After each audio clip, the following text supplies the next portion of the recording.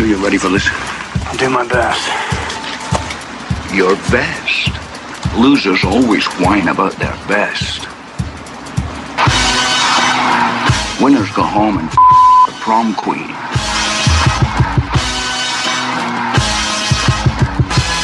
Welcome to the best soccer show. The best soccer show in the whole world. Here we go. Best soccer show, North American Soccer Network, NASN.TV. Jason Davis and Jared DuBois, Sunday night. We are big Sunday night, dude. We're counter-programming this show. I don't know why we're doing that, but it is the nature of doing this show. Sometimes we have to move it around a little bit, and this time we happen to be competing against the show we both love. Luckily, DVRs exist. There's three big things we're competing against tonight, to be honest with you. We have Mad Men, which I believe is a 9 Eastern premiere time, right? Or is it 10 o'clock? 10. Okay, I apologize. So we're going to be right up against it. You got Game of Thrones on now. Yes. And then has the MTV Movie Awards already started? I don't know. I'm seeing tweets about dresses and stuff. And you know, I have some thoughts about the MTV Movie Awards. You know, is that a show that you grow out of? Like, it's a fun thing. It is one you grow out of, right? Every MTV, though, right? Unless you're Bill Simmons, you grow out of MTV. Okay, there's a part of me that grows out of it, but at the same time, there's a part of me that loves Pitch Perfect. And this is the only type of place a movie like that can win an award. I like Pitch Perfect, by the way. I'll fully admit that I like Pitch Perfect. I'm no kidding you. Like, have probably watched it between 10 to 20 times in the last 2 to 3 months. Now, okay, I've thoughts on Pitch Perfect. I don't want to get distracted, by the way, but I will say that I definitely think you grow out of it. I forgot for a second that you're Jersey Shore guy. That you were Jersey Shore guy. So you haven't grown out of all of MTV at all. No. I'll still watch Snooki and JWoww. I'll watch Catfish. I'll watch Jersey Shore. Obviously it's not around anymore, but I would if it was still there.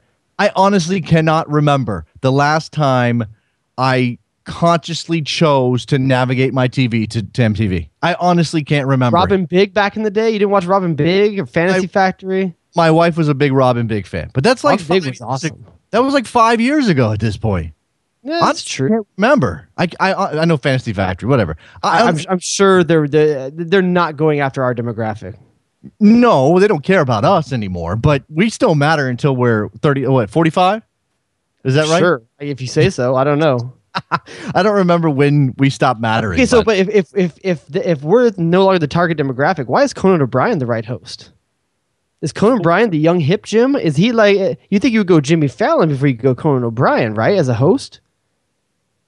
Oh, for MTV. I didn't even know he was hosting the MTV movie. Yeah, he's hosting it tonight. Well, he's a funny guy. I think he skews younger, even though he's probably older than we are, right? He's definitely older. Oh, he's yeah. 40s, right? Yeah, so close to 50. He skews younger. Plus, Fallon is a little overexposed at this point now that he's the Night Show guy, I think. Oh, I love that Colbert's getting the other job, though. Yeah, well, I don't even have any opinion on that. I liked Letterman. I never watched Letterman anymore. That's just one of those things. You had a real quick, before we get to soccer, Game of Thrones, you had a real quick idea for a game for tonight for Game of Thrones. I did. Because you and I are not watching it live. It's going on right now, and I'm already being told by our friend Sigil Tempest, do not read Twitter if you've not read the book on this episode. So already I know spoilers are out. I'm avoiding then. So we have to be very careful here about. I'm not. We don't know what's going on. It's happening right now. I have no idea. My thought was the name of this episode is The Lion and the Rose. So I'm thinking, is there any way to try to divine what's happening? I totally know what basically was around. If I remember correctly, the sigil for Lannisters is the lion. The sigil for the girl he's marrying, I can't remember what their family name is the Rose, I believe, right? So it's the wedding episode. It's definitely the wedding episode. Everybody got there last week. I mean, hopefully that's not spoilers for anybody who didn't watch the premiere. Hopefully you watched the damn. They've been engaged for a season. By the way, we have to say this: Boobs won, which is not an upset at all. I think it is a bit. I think most people went death, but like it would have gone. I think people hoped for boobs and went with death. Yeah, and it would happen to be anonymous, random boobs, not any best kind. boobs. You approve of random boobs on that show. I approve of anonymous boobs for sure. Okay, all right, yeah. It was a brothel boob scene, which I did. Which I called. I said Little Fingers brothel, right? I think I did say that. I think you did call that. Now you didn't have the prince involved and the weird dynamic with the girl, whatever that was all about. But whatever, it was boobs. Boobs one. If you picked boobs, congratulate you. Pat yourself on the back. I don't know why that. There's a second Red Wedding episode tonight, and Joffrey gets killed hard. But see, that's the thing. You think that you want that, but it makes the show less interesting. This is the thing about shows like Game of Thrones, man. No, but this is the thing about shows like Game of Thrones. This is why Game of Thrones is brilliant for a lot of reasons. Is you root for certain characters. There's things you want, and then when things happen in the opposite direction, it actually makes the show more interesting. Now there's a line that they have to walk, because if you cross over and make all the bad guys or all the dislikable characters succeed too much, then people are going to be turned off. But I definitely think there's a line, right? Okay. Yeah, there is. Yeah, you can turn you off if you would think that if the Red Wedding wasn't going to do it, nothing will. Well, here's the thing. Now Jamie's a sympathetic character. Like they managed to make that flip somehow. I don't know. He's very 80s bad, very 80s villain. He's very what was it, Zuko? What's the guy's name? Yeah, I know what you're talking about. Danny Zuko is from Greece, by the way. Not Danny Zuko, but I forget the guy's name. Karate Lawrence? Kid bad guy. Yeah, that's who you're talking about. Karate Kid bad guy. All right, so we are live. It is Sunday night. There is some soccer to talk about. Certainly, there's an MLS schedule to get to. We hadn't really discussed what was going to lead the show today. Although I have a story. Should I tell my story now, or should I wait until later in the show? My world's colliding story. All right, so. I tweeted this out. If you don't follow me on Twitter, Davis JSN, I tweeted this out. So this is gonna be old news for some of you. But I have, my son's in kindergarten, and when your kid's in kindergarten, I can't wait to get there, man. I'll save so much money once the government's paying for my kid's education. The best part is that you don't have to pay for daycare. So my kid is, he's 5 and he has, things that happen. So we have a dialogue with the teacher, and this involves emails back and forth. And no big deal. Just, updates on how he did that day. If anything major happens. It doesn't happen every day. But on, let's see, this is 4 days ago. So I guess this is Thursday. I get an email from my son's teacher. And in it, she runs down sort of what's going on with him. And maybe we're going to work out a conference schedule, blah, blah, blah. So at the bottom of the email says, Jason, on a different note, I received a text from my husband today. He was excited to hear you talking about Game of Thrones on your podcast. He wanted me to tell you that he is excited about the new team in Atlanta, and he likes Gatekeepers, which is a Jay Roadies original, as a game.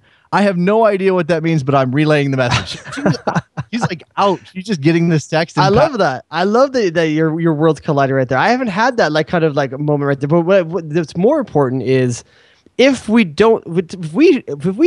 somehow butcher the dude's team or like he sends an email under a pseudonym and we butcher it, does your kid feel the pain? No. It's not like that at all. But I will say that it was interesting. We had our first parent-teacher conference. Or maybe it was the second one, whatever. And we started talking about soccer a little bit because my son was getting ready to play. My kid's playing U6, by the way, right now. And his teacher was talking about, we're big youth soccer people in town too. I live in a little town, a population like 10,000 or something ridiculous. And yet you have a listener. There's that, but there are 2 youth soccer organizations. It tells you what's going on in American soccer. There's 2 youth soccer organizations. I'm sure one's AYSO and one's something. I don't know.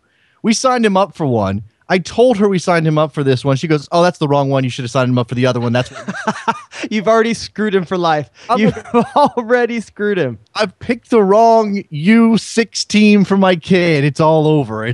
Well, shout out to my kindergarten teacher's husband, by the way, because he's probably listening to this show. Phone lines are open, 201-430-2378. If you guys want to get in on anything that happens on this show this evening, whether it's Game of Thrones, Archer, which we haven't really touched on. I don't think we have time to really go into what's going on with Archer. But they're in South America, Central America. Things are happening, blah, blah, blah. And that's definitely Fred Armisen, right? The dictator. The dictator? I haven't really tried to place it. I'm pretty sure it's Fred Armisen, which is cool. All right, so we are here to talk about soccer. There are a couple of things that happened last week. I'm going to start with, I know people are sort of already burned out on Atlanta talk. And we haven't even gotten to the official announcement. I think so. I think people haven't gotten to the fact that we got called out on our Atlanta coverage last Sunday for what? I don't know. I don't know what we did wrong. Billy Zabka is the actor, by the way. Thanks to Raph. There it is. the thing about Atlanta is they're taking some shots because people are questioning whether or not Atlanta has the chops to be an MLS town in an NFL stadium. I get that. I totally get. That's because we've been spoiled as of late, as towns already having a somewhat proven track record before going into them. The bar is extremely high. So Atlanta is taking some shots. Look, this team is happening either way. So I would suggest Atlanta soccer fans just revel in that fact and try to help make the team a success. Join the Terminus Legion. Do whatever you need to do. And stop worrying about people taking shots. Prove it in the stands, and then we'll all feel better about it. But some people in Atlanta are a little sensitive. When was the last expansion team you remember getting heat coming out of the gates? Do you remember one taking heat out of the gates for no reason whatsoever, really? I think Vancouver took some heat because of their stadium situation, because they were going into a turf dome thing, all that stuff happening in Vancouver. Okay, let me say this differently then. For you, Jason, between Miami, Orlando, and Atlanta, which one worries you more? Where's the level of difficulty highest? I'm worried about Miami because Miami doesn't have a place to play yet, and that's not an official announcement. Nobody short term or long term. Long term, they'll get it done, dude. Yeah, probably, but it's a little tug of war back and forth. Plus, Beckham's own Scotch brand's going to be served, and probably be the name of the sponsorship on the stadium. I guess I'm. Long term, it's Atlanta. I guess it is Atlanta. I mean, I'm willing to give them the benefit of the doubt and wait and see. Vince is on the line. What's up, Vince? Oh, hey guys, how's it going? Hey, you're on Skype and it's all weird and you sound like you're in a bathroom. What's going on, dude? Oh, like the hands free is such a lifesaver, so that's why I'm using this. Okay, so what's up? Quickly, just Jared, Jason, based on my experience growing up. It's the Nickelodeon Kids' Choice Awards. And you migrate to the Teen Choice Awards, then the MTV, and then eventually you get to the Oscars and the Golden Globes. Okay, all right. Well, where do the Cable Ace Awards fit in? Do they not? Nobody cares. Do those still exist? I'd have no idea if they still exist or not. Ralph's got a good point on Twitter. Before we get back to Vince, NYCFC, plenty of heat. Plenty of people saying, I'm not sure about that. New York team in New York. I think that's fair. Yeah, I think that's fair. They don't have a stadium plan. Is there real demand? There's no organic fan base at all. At least, the thing you would say about Atlanta, while there may be some doubt over the total fan base and whether they can be 20,000 in that stadium, which they don't have to be 20,000, but 15 to 20 in that stadium, there's certainly a soccer fan base, and they have an NASL team. Well, one thing to just rebut that for 1 second, New York has one thing Atlanta doesn't. I think this is where a lot of people's question marks about Atlanta circulate. New York is a sports town. Can you say the same thing about Atlanta as is a pro sports town? Are the Falcons well represented consistently over like decades? They ran a hockey team out of town. The Falcons are up and down. Is Atlanta a pro sports town? Like, are they actually going to show up? New York has teams and they show up. Fair enough. Direct your tweets to J Rodius on Twitter. Email Jared at NASN.tv. I'm not doing that. Really, I'm really just giving you a hard time.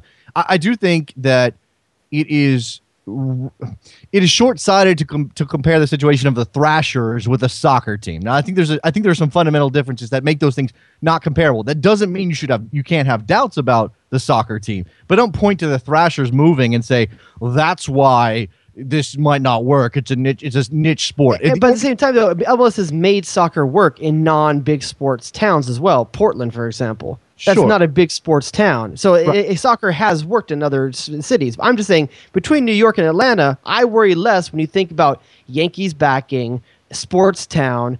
Okay. The only MLS team technically in town.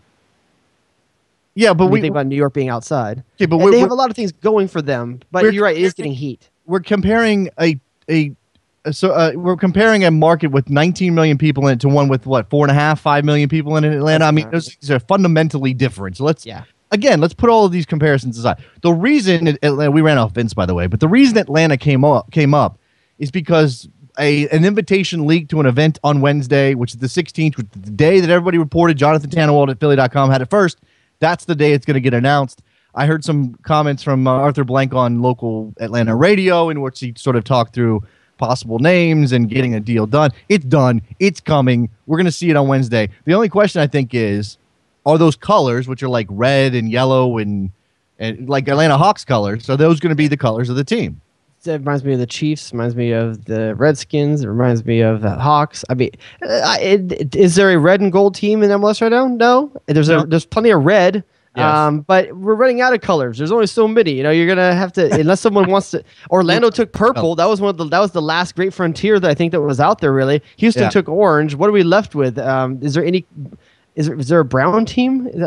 A brown team? No, we don't have a brown. Yeah, team. I know. I think it would make a lot. There'd be a lot of second gag choice of names for an FC team that's brown. You've already got the Union taking on that poop joke element with their snake, which in the wrong light. It's a little bit like a Hershey squirt. Yeah. Here's a question: degree of difficulty to pull off a color as your main color.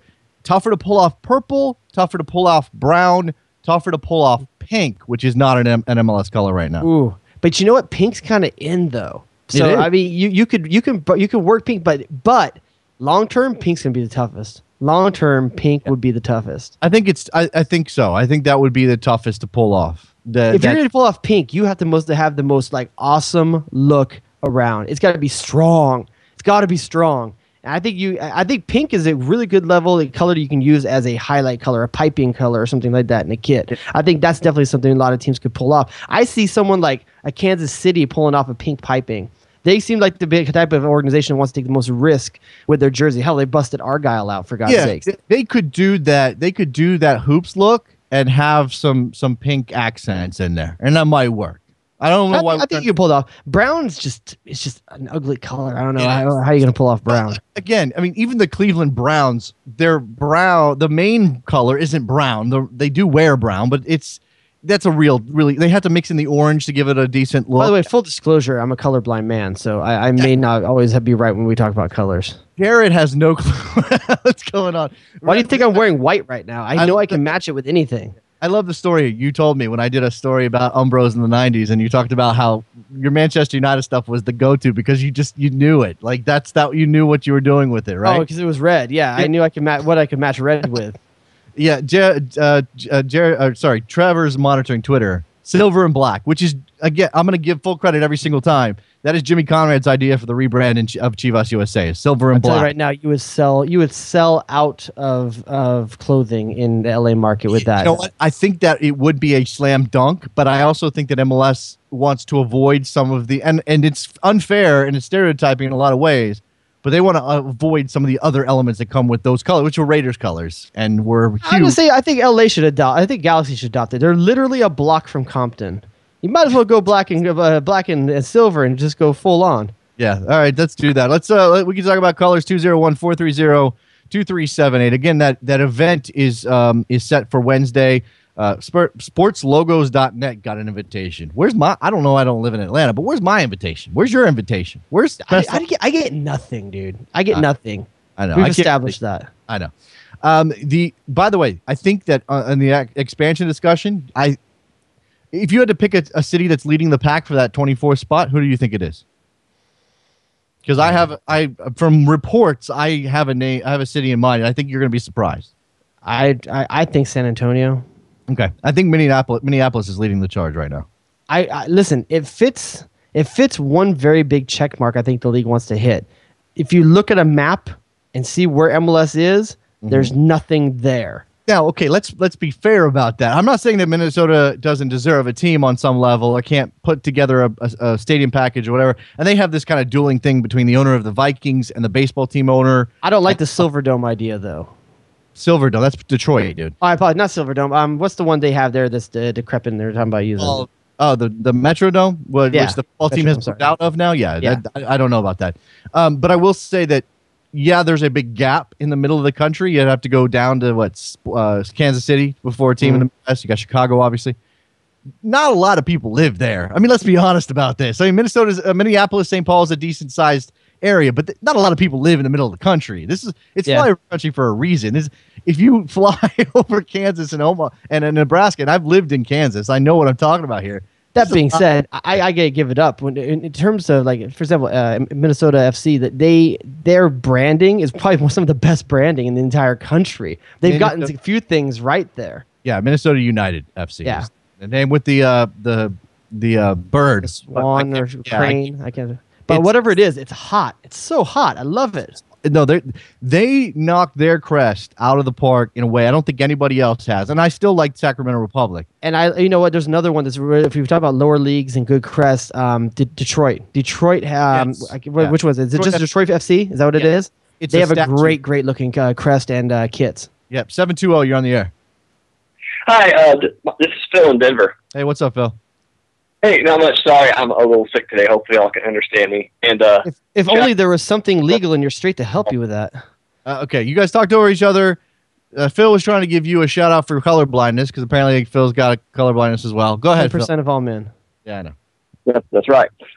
Really, I was calling to talk about my Rapids this weekend. In particular, something I'm really surprised that has kind of developed this year is their depth.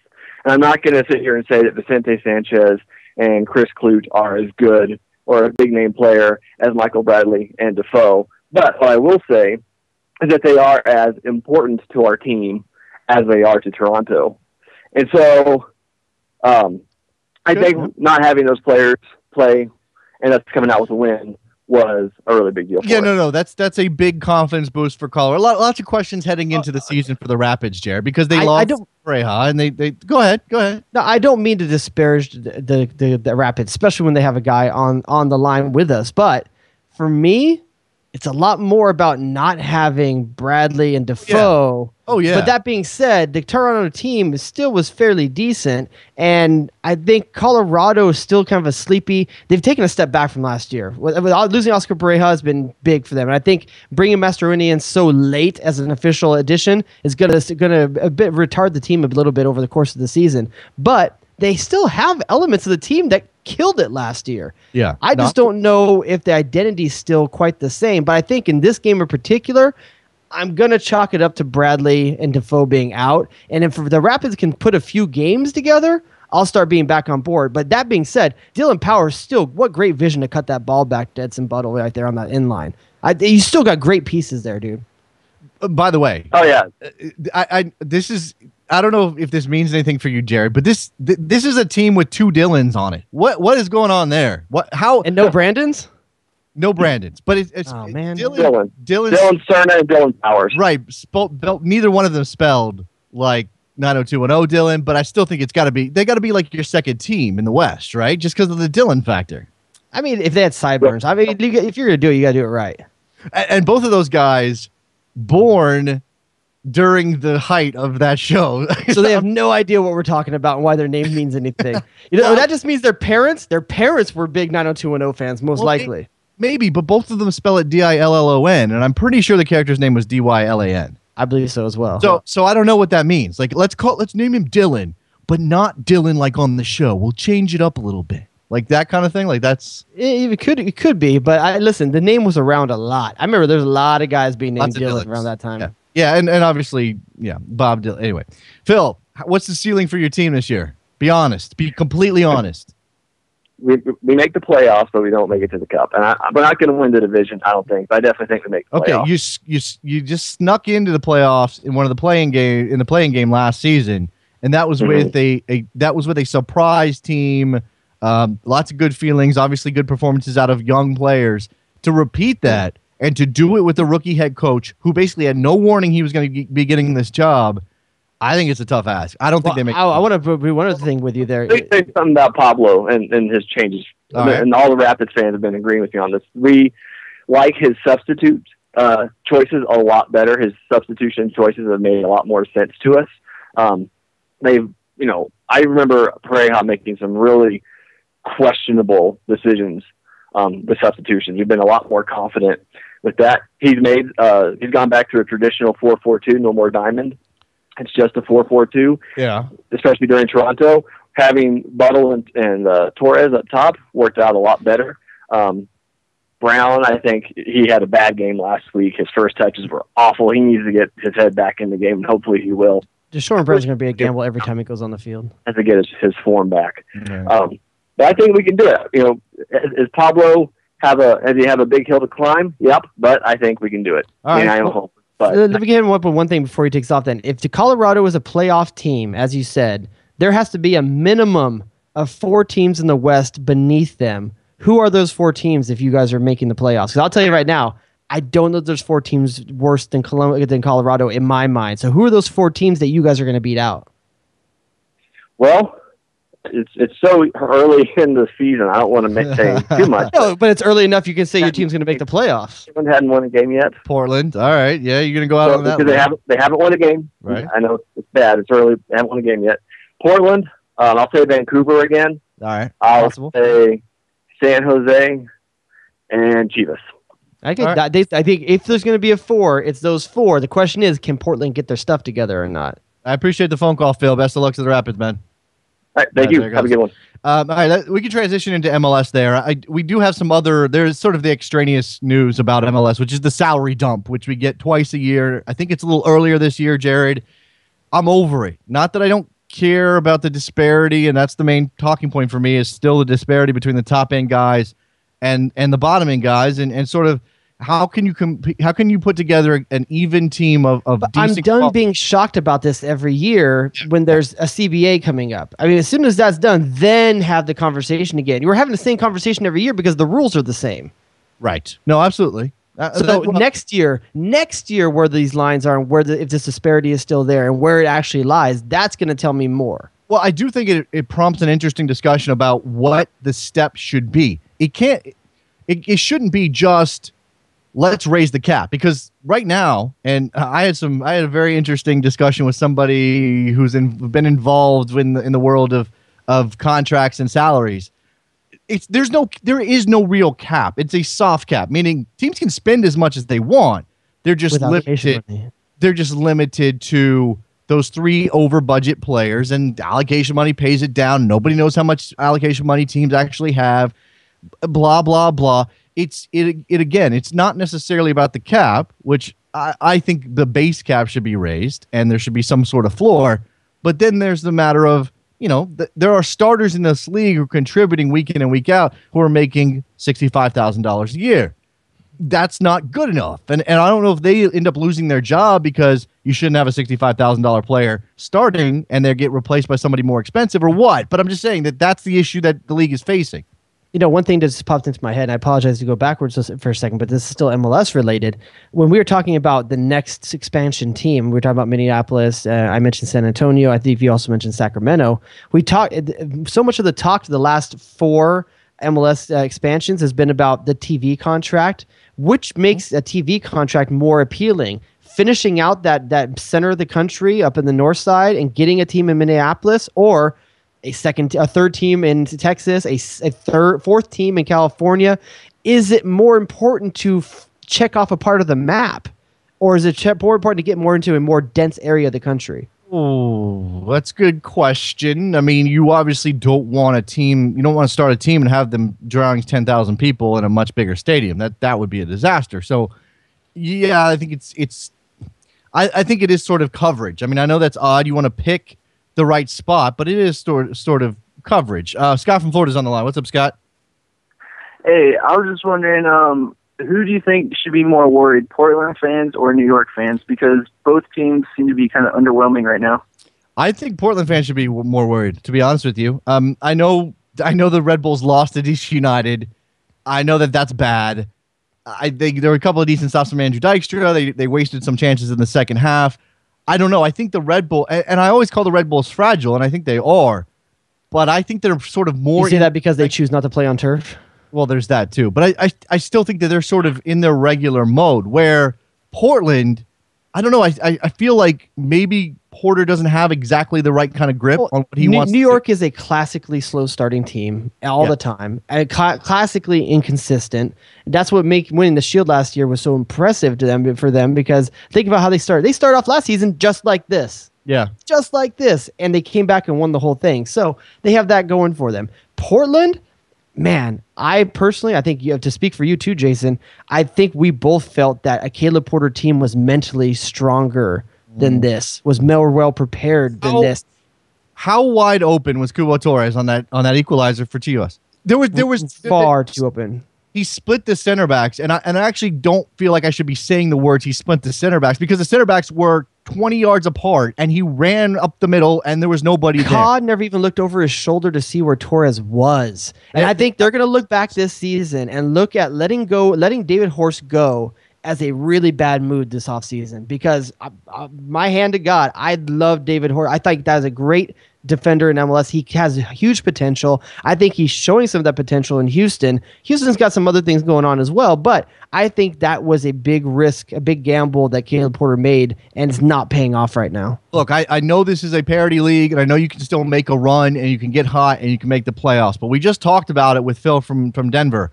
You look at the Western Conference, go all the way down 1 through 9, and yeah, it's a little bit less competition in the East. But how many teams? Look, all right, do you think FC Dallas? They don't have to be for real, but do you think they're going to drop off the table they did last year and not make the playoffs? I don't. I think they're good enough to make the playoffs. Colorado, okay, maybe you don't believe in Colorado. We just talked to Phil. Seattle, definitely making the playoffs. Real Salt Lake, definitely making the playoffs.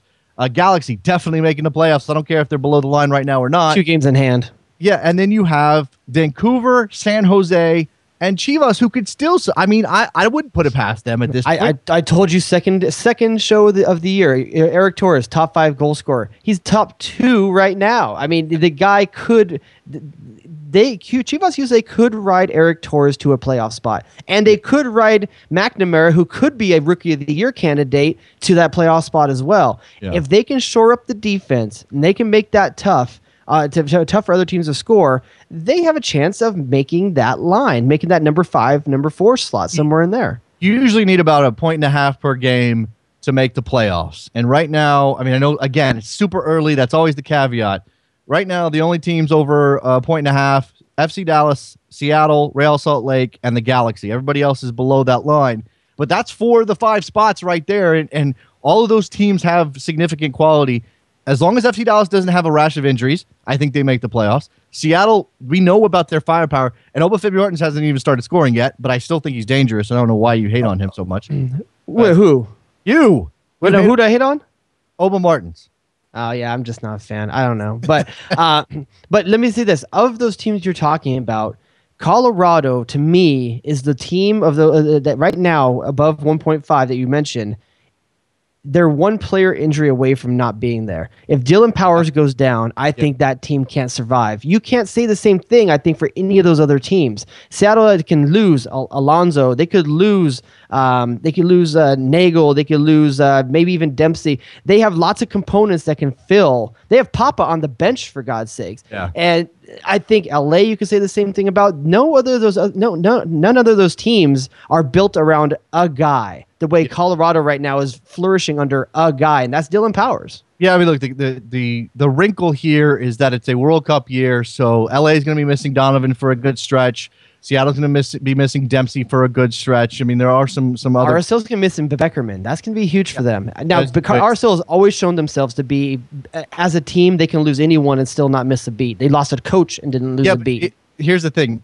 Luis, I mean, they have they still have Yordori Alvarez, right? So they have pieces who can fill in, not as well as Kyle Beckerman, but I would even trust Luis Gil, who's not going to go to the World Cup, in that spot when Beckerman's gone. Scott, who is more trouble for you, Portland or New York? Well, I would say Portland. I mean, I know last year at the beginning they had that long stretch where all they could do was tie for like 4 or 5 games. But they've added more firepower, and they're known for their striking. So I'm just it doesn't even look like the same team from last year. No, it's a bit of a problem. Appreciate the phone call, Scott.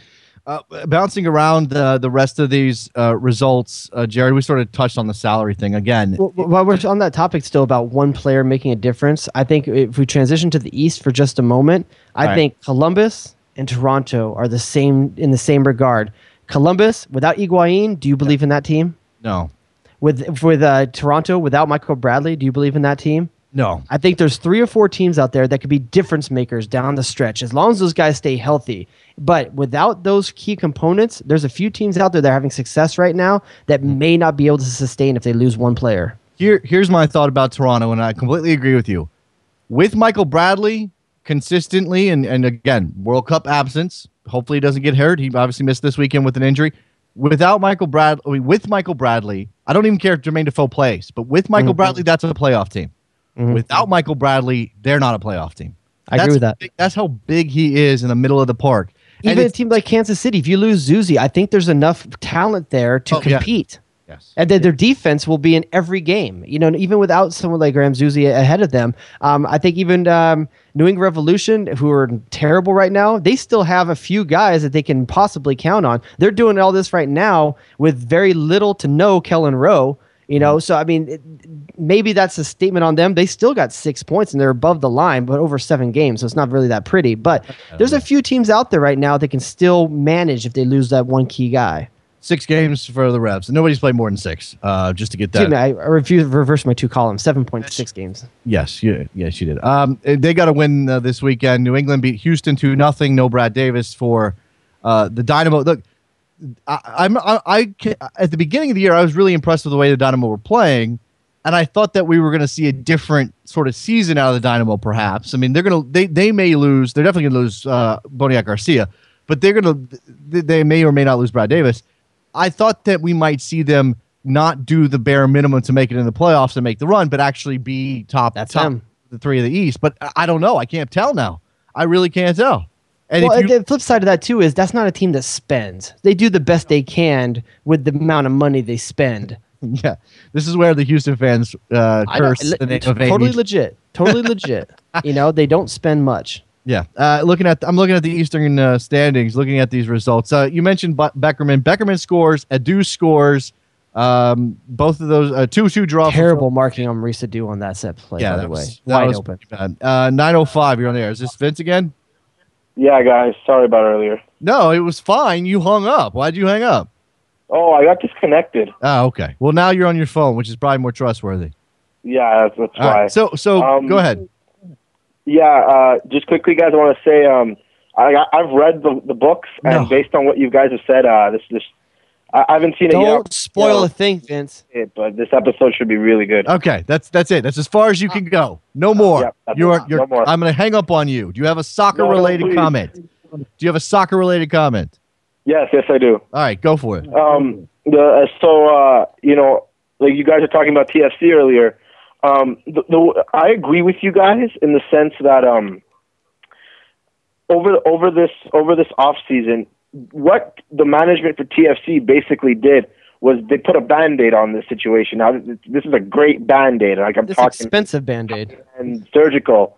But when that Band-Aid gets taken off come World Cup time, I'm worried that this team is going to struggle. I mean, the issue with our depth is that it's not that our players aren't good. Right. Is that for the most part, guys like Osorio and Becker, they haven't had the opportunity to develop in a good environment because obviously for the past number of years, TFC has been quite unstable and everything has been kept changing. Now we've got that stability, but it's going to take time. And I think someone like Kyle Becker, for example, despite the result, he had a great game. He's looked good. He hit the post with his free kick, and then that transition into that Colorado goal, which watching it infuriated me because that defense they just completely collapsed. Yeah, no, that was when they got that goal. There was something very funny about it. Wasn't like it wasn't obviously funny, like a big defensive gaffe, somebody falling down, somebody doing something stupid, but it was just sort of. The Toronto defenders are spinning around like chickens with their heads. I mean, it was crazy how Colorado was just pinging the ball around without anybody from Toronto's defense being able to step up and clear the ball, and eventually ended up in the net off of Buttle's foot after it kind of just sat there for a second. I want to go one step further. I think in Kyle Becker, I think you guys have a very Jonathan Trapp type level player growing in your. Will Trapp level player growing in your system right there. The guy next to the guy, the kind of thing you have going on. And listen, Becker is a great role model in Bradley. I think early on there was a lot of buzz around him last year. Took him a year to really kind of adjust. Early on this year, he has a ceiling, I think, similar to Will Trapp, in that a guy that really knows how to play off the guy. And I think that's a great quality. I don't know that he can carry this team without when Bradley's gone right now, though. I think you're really good on that. I think you're going to lose Julio Cesar probably for the entire World Cup because Brazil looks to make a full run. Right. And you have Joe Bednick on the bench, and I think that's a very serviceable MLS keeper for sure. But what's that? You worry about rhythm with him. Anytime you make a change in an essential position like that, there's a worry. And does Defoe go to the World Cup? Yes or no, Davis? No. No. Okay, then you don't have to worry about that. Hopefully the goals can keep pouring in. You move De Rosario. The likely thing that happens is you move De Rosario into the Bradley position, not with less defensive work. Becker does the defensive work. You're relying on De Rosario to probably run the offense and push Defoe and Gilberto up front. It's going to be interesting. Thanks for the call, Vince. Appreciate it, man. Let's do some snap judgments on the East real quick. I mean, again, I love snap judgments. They're totally like without basis usually. Yeah, I love it. Okay, so we talked about these results. Toronto losing to Colorado, Montreal and Chicago drew. Jack Mack with a goal. Wenger scored his first goal in the Philadelphia RSL game. Wenger looked very good in this game. That was a nice goal. Very good performance from him. DC beat Red Bull. I mentioned that already. Blah, blah, blah. Down the line in the East. So we have already sort of done this in the West, but let me give you got 10 teams. I'm going to give you all of them. You tell me playoff team or not. Just now, right now. Columbus Crew. Playoff team. Toronto FC. Oh, that's a tough one. I'm going to say playoff team because I'm going to bet on Bradley being healthy. You pick them. Somebody else is not making it. Sporting Kansas City. Playoff team. Okay, that's the top 3 right now. You've got them all in. DC United. No. New England Revolution. No. Okay, that's you still got 3 spots. Philadelphia Union. Yes. Ooh. Houston Dynamo. You gonna bet against Dom? No. Do it. No, I'm not. I say they don't make it. You just bet against Dom. That's crazy. I think Clemson's going to take Davis, and that's going to be way too much. Their normal trend of how they make the playoffs is going to be hugely impacted by the fact I think they're going to lose Garcia and they're going to lose Brad Davis. Those are 2 major absences for them. Absolutely. Chicago Fire. No. I don't think we agree on that. Red Bulls. Yes. That's your 5th right there. Impact out. So you've got your 5 are Columbus, Toronto, Sporting, Philadelphia, and New York. That's a solid 5. But again, Philadelphia's a bit of a risk, but I think that that's a dark horse right there. I think they can. I think the midfield is damn solid there. I think they have a really good. I like what they got going on with the midfield. Shannon Williams coming back, that's going to be big for them. Austin Berry, I think, is a great center back that they've picked up along the way. Zach McMath is kind of rising to the occasion with Blake behind him right now, feeling that pressure. The big question is the Wenger for McInerney split, and Wenger this weekend. He looked great for Philly. I thought he was one of the best players on the field for them at the time he was on. So I think that ball from Nogueira deserves special mention. Oh, yeah. That was a fantastic ball. And give Wenger credit because, it's not to his feet and it's not an obvious header. He probably would have. Let me tell you something else that's even more impressive. We're talking about Nogueira's ball. We're talking about Wenger's performance. This is against a team, Borchers and Schuler. Mm-hmm. Beckerman, ball delivered from midfield with Beckerman around. This wasn't against New England or Chivas. This is against RSL. Okay, they played well, and Wenger, a young product, played very well against what I consider the best back 4 in MLS, and that's RSL's back 4 right now of Wenger, Borchers, Schuler, and Beltran. That's a pretty solid back 4. You're gonna have Raimondo. Oh, no, sorry, Raimondo wasn't in that. Antonella was in for this game, but Antonella, who couldn't back up. I mean, not his fault necessarily, but couldn't back up his insane performance last week in Kansas City. Very good backup though. Yeah, oh, absolutely, a solid backup. Not Nick Raimondo. That makes a difference, and maybe that's part of the reason here. Again, he had a blinder in Kansas City they were peppering him with shots, which tells you that maybe they were lacking for some communication. He was just athletic enough to make the saves. They give up 2 goals this time around. Now, I know one of them is on a set piece, but that ball, first of all, Wenger at the back post there, should he be that open? I mean, I know, you have to get somebody on him or at least push him wide. Speaking of RSL, where do they keep finding these dudes like Luke Mulholland? They keep finding guys. I don't know. They find Velasquez. They somehow they got Gill. I mean, everyone knew that was a potential guy. But Grabavoy, a guy under the radar. They find these guys and they find the right guy for their system. They're so good at picking out the right personality for their team. There's that. You said that RSL's back 4 is the best back 4 in MLS, and I'd have to go look through. I think you're probably right. Kansas City's pushing them. Okay, Kansas City's right there with Myers, Sinovic, Collin, and Beasler. Sure, that's right there. Who's got the best? And look, obviously it changes from week to week, but who's got the best? Bench. I mean, we call that a reserve team. You can call that reserves you want, but I mean, I'm just looking at our RSLs for this game in Philly, and I know it was a 2-2 draw, and that's slightly disappointing. Kenny Mansally, okay, say what you want. He's a good replacement fullback in this league at this point. Cole Grossman, Velasquez, Lalo Fernandez, that's your keeper. Sturzer, Sandoval, and Salcedo were on the bench. By the way, Gil's not even in this lineup this weekend. Gil, so you would put, if you put Gil into the game, now you have Mulholland on the bench most likely, or Grabavoy on the bench, and then you're talking about them as well. Omez Garcia is normally on their bench as well. You know who else isn't in this team? Joao Plata is not in this team. Joao Plata. So it's hard to bet against RSL, to be honest with you. Yeah. All of a sudden, we got a divergence here as I try to figure that out. I have to look at the rest of these rosters. I don't know that there's another bench nearly as strong as that one, to be honest with you. We haven't really. We're not going to touch on all of these games. If you have any particular MLS thoughts, 201-430-2378 is the phone number. Get in. We sort of talked about a bunch of teams here. You buying New England after one game? No. I mean, I think it's good. I think it's progress, but they need to show this as a consistent effort week to week, and they still have issues up top. I mean, Bunbury's sort of Bunbury got an assist. That makes everything okay, right? Well, was that I'll say Kevin Alston had an eye for goal on that one. I mean, I really liked the way Kevin Alston moved off the ball on that one. By the way, he's a backup now. Remember that, and coming off of his illness. And that's his first ever MLS goal. Does that surprise you? I know fullbacks don't score a lot of goals in this league. It does, but he's always been that fullback that gets forward. So, I mean, when you think about him, you think of a guy that streaks the line. And that's the way I've always kind of thought of him. I'm sure he's got plenty of assists. I don't have it in front of me. But, yeah, he always seems like he's at least a contributor to the offense. All right, well, one game I do want to focus on before we go on to some other stuff. FC Dallas 2, Seattle 3. FC Dallas, the premier game of the week. With 5 goals. I mean, that's what you want. In the matchup. Yeah, because FC Dallas is top of the West, and obviously Seattle coming in off of the game in Portland and sort of all their firepower anywhere. Now, there's no shame in losing to Seattle. I'm not sure that that's the way you want to lose to Seattle, though. I think Dallas. I'm not going to stop buying Dallas stock based on this result. I think that Seattle rose to the occasion. I think Seattle played a really good game. I think Clint Dempsey's feeling it. He found his deuce juice and he's drinking it up. He's got something going on that's pretty magical right now. I think the better team kind of won in this game. I think Dallas they're gonna figure a few things up down the stretch. I think they're gonna be fairly consistent still though. But Seattle, I think they're starting to figure it out.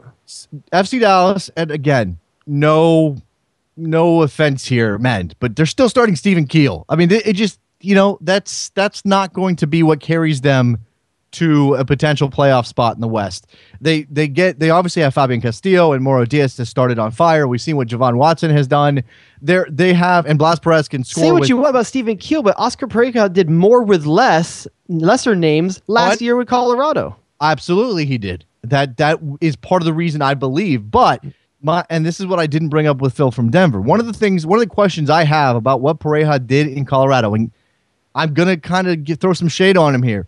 I think his hand was forced for a lot of those guys, and he may have even been surprised that Powers was that good, that Brown was that good, that O'Neal was that good. I don't know that he was 100% on board with that youth movement. He just had to throw a different kind of shade on that. How much of that is Wilmer Cabrera when you see him having some success with Chivas USA already early in the year? Maybe. I think that's why I'm so suspect of Colorado is that you didn't just lose one of the minds that made that happen. You lost 2 of them. And when you think youth, Wilmer Cabrera has done his homework on American youth. He's been in that system as a coach. So that's why I'm kind of buying more stock in the other 2 teams because they got the 2 minds that got Colorado there last year. Absolutely. All right, let's transition MLS there. A couple of things. First of all, best wishes out to Don Garber, whatever you think of the guy and his stewardship of the league. The fact he's dealing with prostate cancer, we obviously wish him the best in his recovery. He's expected to fully recover. That's still going to take some out of him. We'll see whether or not he has to step back at all. For the time being, he will manage the league as he has always done. In the commissioner realm, I have to touch on Bill Peterson just to get your take, Jared. Now, NASL opened their season up this weekend. By all accounts, a pretty successful open to their season. The Indy 11 drew 11,000 people out in Indianapolis. Big Very stuff cool. Peter Wilt and company. Bill Peterson said in the lead up to their opening weekend, said he thought NASL should get a direct slot in the CONCACAF Champions League. He said, for the time being, we'll go through the Open Cup. We're going to go try to win the Open Cup. but he thinks NASL should get a direct slot. Is there any reason at all for them to get their own slot in the Champions League? No, and there's also no precedent that I can think of. Can you think of any second division league anywhere in the world that gets right into a Champions League spot in their conference? No, I don't see. Maybe, listen, you could make the statement that, hey, Cosmos may be better than half the teams in MLS. Maybe they are. Sure. But it doesn't change the fact that you chose to make a team in a second division. Yeah. And if you want to move up, pay expansion fee and move on up, like George and Wheezy. But you're a second division. I'm sorry. Look, whether or not the best NASL team could compete in that competition, I don't think that's even the point. The point is against the non-Mexican teams. Yes, it would be a bad precedent to set. It just would. It would be a terrible, terrible precedent, especially when the U.S. already has such a bad track record of interacting within the soccer pyramid, the competition, the legalities of who's the true second division, all this other stuff. Are we going to start having a conversation with who's the true first division? No. MLS is the top. You're the second. Deal with it. I'm sorry if he has issues with the existential issues of where his role is in this, but that's it. Okay.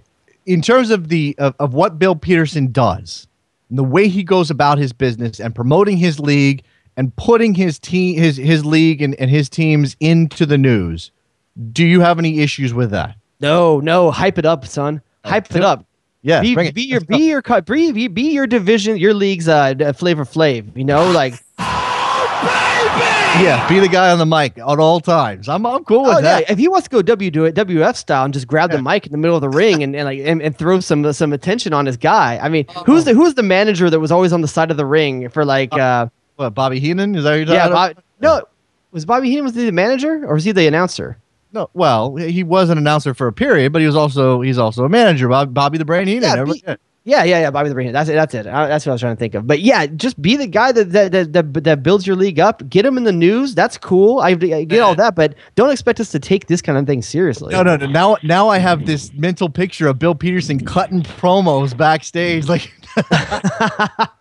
fantastic. I got a phone call on the line. Hey, what are you doing, dude? You sound like you're doing something. I think I'm getting him kind of hot and bothered. Yeah, I don't know what you're doing over there, but you're on the air. Hey, can you hear me? Yes, you're very loud. What's up? Oh, hey, sorry about that.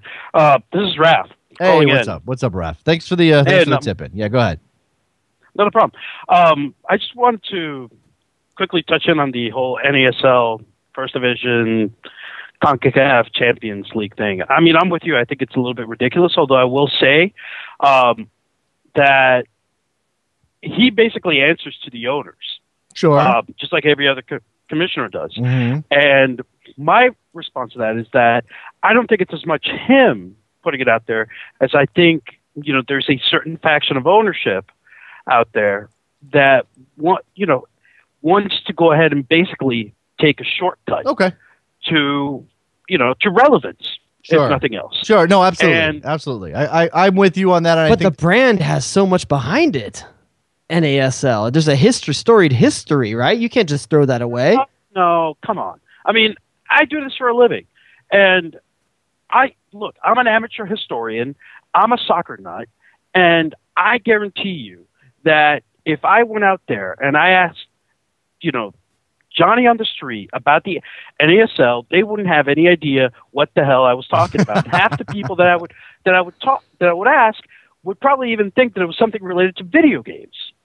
Sure. So, yeah, so I don't know that it's brand equity. I think you're looking for a shortcut here, and I say this as somebody who really dearly wants the NASL to succeed. Mm-hmm. Just like I want MLS to succeed, just like I want American soccer to succeed. But I remember, just like I'm sure you guys do, I remember what it was like, back in '93, back in '94, when if you wanted to go see professional soccer in the United States, you were going to some high school field out in BFE, sitting down with 300 other people. No. You were going down to the local arena, the local stockyard, whatever, and watching indoor. That's what you were doing. Yeah. On turf with the curved boards and the whole thing. I saw my fair share of Cleveland French games. So yeah. So So that's so I have a visceral reaction to hearing that. Okay, look, You know? I agree. It's a shortcut, or they want a shortcut, and I sort of expressed my wait. Are we actually going to act like we're surprised a league that adopted a name that was already existing and other names already exist really wants a shortcut? They're telling us they want a shortcut. It's obvious they want a shortcut. I know, and again, I don't necessarily have a problem with Bill Peterson being the front man and going out there and hyping up his league and getting on the mic and cutting promos. I don't really have a problem with that, but I do wonder if it undermines everything once again, because American soccer can't get out of its own way. It's always fighting itself. And maybe it'd be better if we weren't fighting ourselves for a little while. I don't know. I don't know. You can't make them go away, and there should be a second division. They should grow. I love the. And I am going to do a little bit of a detour here. I will say this: what I would be doing if I were the commissioner is I would be putting franchises in places where teams aren't necessarily being very competitive. So places like Boston, places like Baltimore. That's short term, though.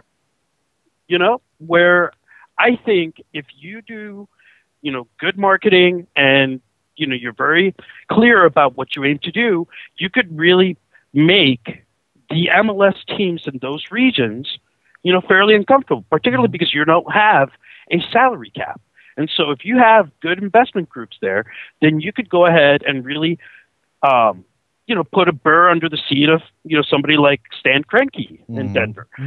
Or, I don't know that the Crafts would ever care about this, but, the New England Revolution. Sure. I mean, look, I think thanks for the call, Ralph. We got limited time here. I appreciate it, man. I think it's interesting to consider. And I do think that NASL has looked pretty hard at the Dallas market and putting a team in Dallas. Now, what you would end up with is an NASL team in a high school stadium versus an MLS team way out in the burbs in a soccer stadium in Dallas. So which one's better? Which one's more attractive? I mean, they're going to throw your hands up and say, well, I don't know. Well, I have issue with just putting teams where other teams are not doing well, because performance or how well you're doing is a short-term thing. Look at Toronto. If you put an NASL team in Toronto, now you'd be way underneath a pile of media for the other side. Not every team's going to be terrible forever. Not every team's New England.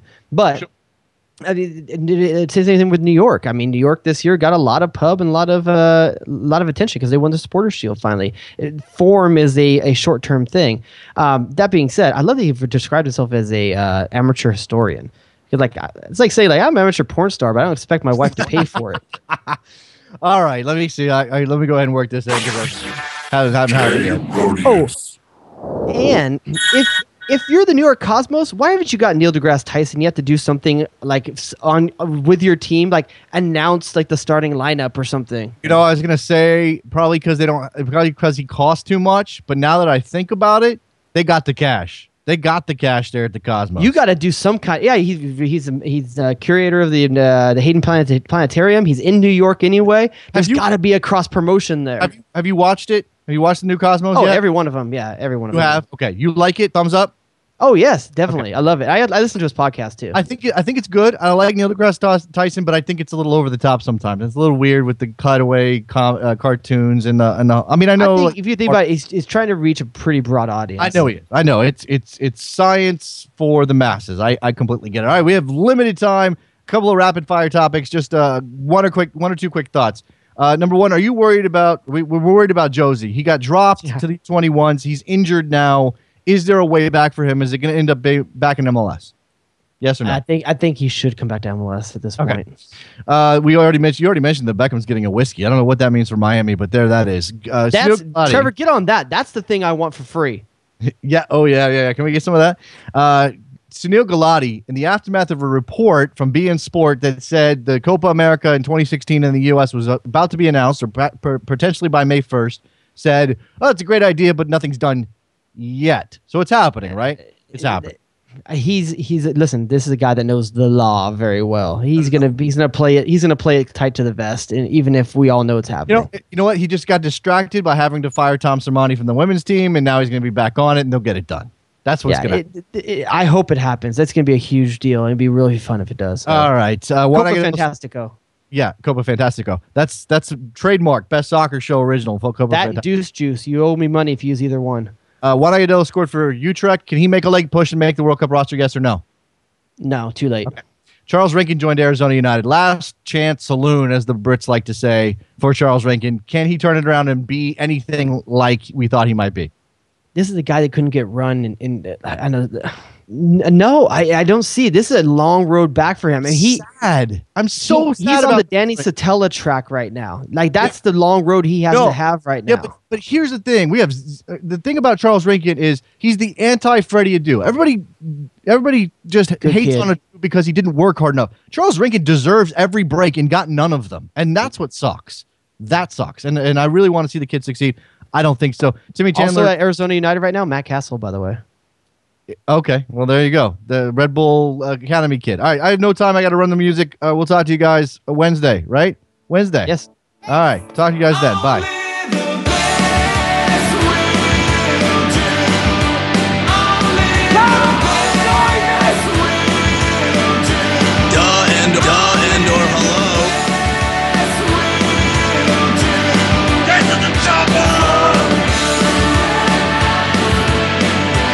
Never say die.